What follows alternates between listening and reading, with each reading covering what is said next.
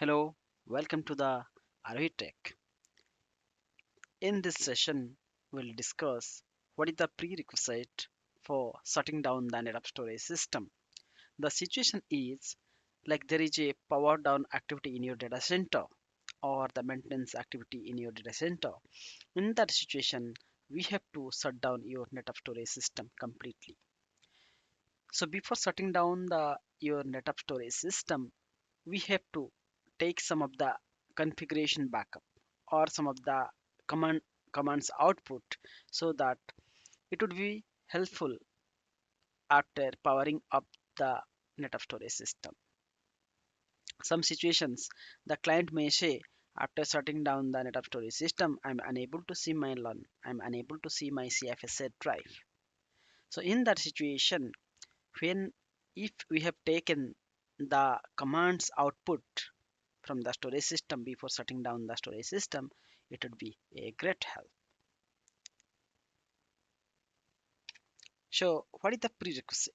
Like, first, before shutting down the NetApp storage system in your data center, first you have to shut down your all connected hosts, all the connected servers in which are connected to the NetApp storage system. If all the hosts or all the storage server systems are shutting down, then you can go ahead for the controller shutdown. So one by one controller you have to shut down the controllers of the NetApp storage system. So before shutting down the NetApp storage controller, we have to take some of the commands output. I'll I'll I'll show you how to take the command output, how to execute the commands, and how to save all the command outputs, and it will be helpful for validation in the right point of time. Then after shutting down the NetApp controllers, you have to power down all the disk shelves. Then power down all the connected FC switches or Ethernet switches. When powering off of the storage system, we have to first power off all the switches. Then we have to power on all the disk shelves and wait for 5 to 10 minutes. If all the disks and shelves are glowing green in color LEDs, if all looks good, then only you can power off all the controllers. Then you have to verify, you have to log into the your SAN system or storage or net of storage, and you have to validate it. Then power off of all the host machines which is connected to the storage system. So this is the process, this is the procedure, this is the step by step process when you are going to shut down your storage system, net of storage system.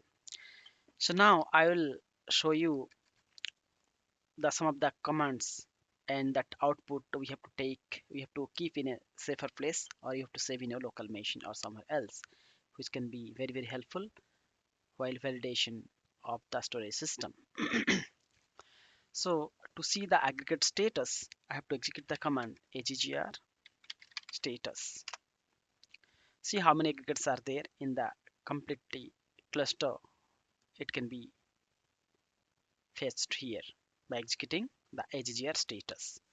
Then how many lawns are there? You have to execute the command lawn show. These many lawns are associated with this cluster.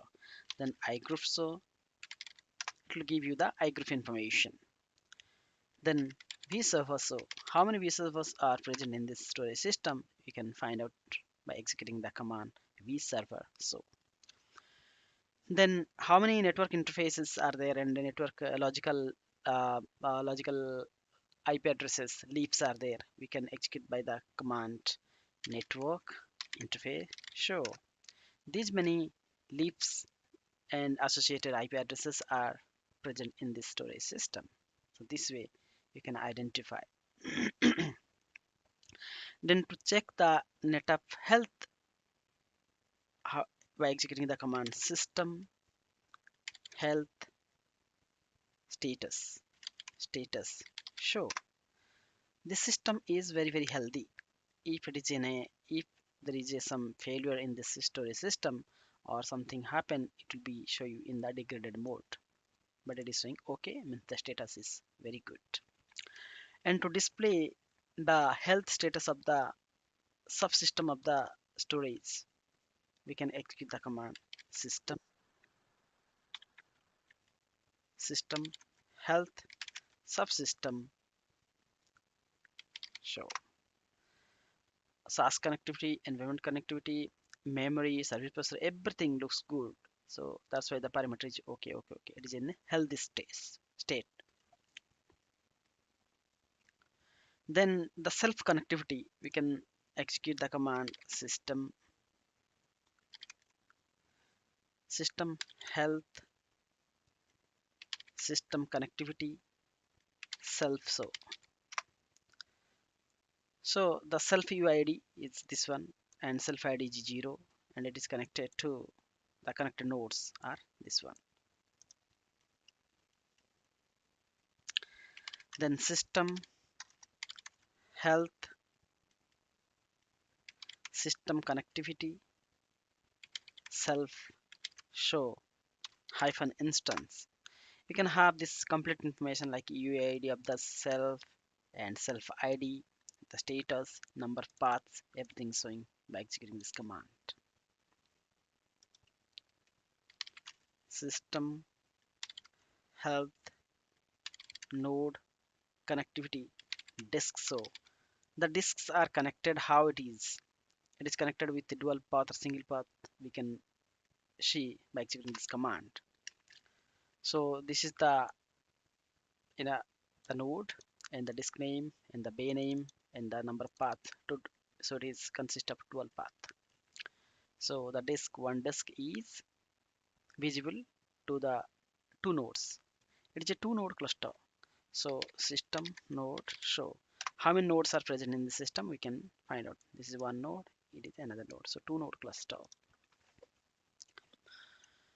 Then adapter information, like how many adapters are connected, how many adapters are present in the system, and how it is by executing the command system health node connectivity adapter node connectivity adapter show.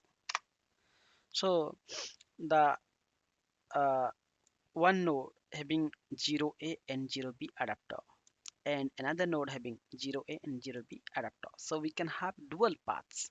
So one path combined to form two paths, one path combined to form two paths. So number of selves are 1. One path is connected to through 0A, another path is connected to 0B. The same self is connected with two paths. Then the intercluster switch information, switch health we can know by executing the command system health cluster switch show the cluster switch so and associated IP addresses and cluster network and the cluster information it is showing here. And what is the version of this system?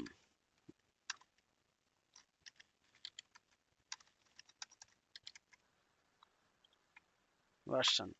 If you execute the version command, we can have Netapp release 8.2, 8.3.2 and the service processor IP addresses SP show.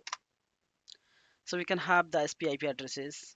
It is the version IP version and it's online storage processor means node 1 SP, node 2 SP, and you can execute some other commands as well. There is no CFSR here, only the it is a SHAN.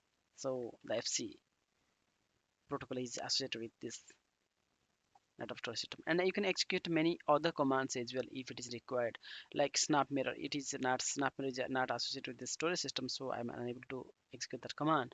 So you can have lot of commands you can execute, and you can take the output of all the commands.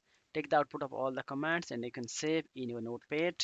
Okay, uh, in your notepad, and you can save in your local machine or in your shared drive, so that when the Netapp storage system coming off after powering down, you can verify with this output and you can validate to your customer, so there will be no complaint from the customer. If something goes wrong, if something mismatched, you can rectify and you can give to the customer.